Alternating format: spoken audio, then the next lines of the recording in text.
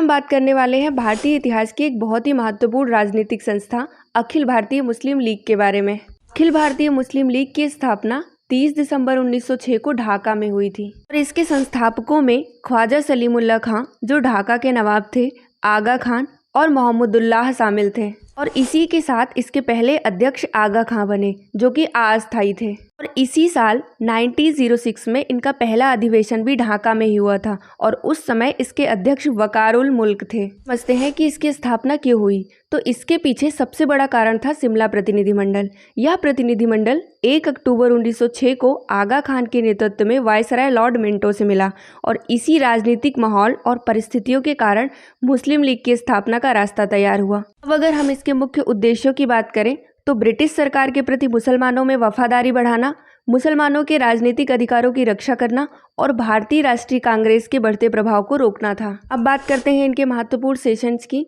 तो 1907 में कराची अधिवेशन, इस अधिवेशन में मुस्लिम लीग का संविधान तैयार किया गया जिसे ग्रीन बुक कहा जाता था। 1908 का अमृतसर अधिवेशन जिसमें लीग ने मुसलमानों के लिए पृथक निर्वाचक मंडल की आधिकारिक मांग की। 1916 का लखनऊ अधिवेशन जिसमें कांग्रेस और मुस्लिम लीग के बीच लखनऊ समझौता हुआ।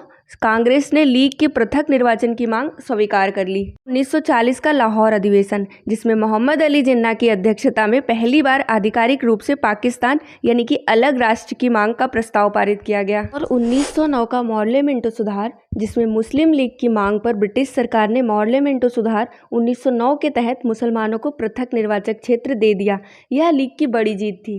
अब कुछ इंपॉर्टेंट फैक्ट्स देख लेते हैं। तो 1908 में मुस्लिम लीग की शाखा लंदन में सैयद अमीर अली द्वारा स्थापित की गई। मोहम्मद अली जिन्ना शुरुआत में कांग्रेस में थे और लीग के विरोधी थे और वे 1913 में मुस्लिम लीग में शामिल हुए।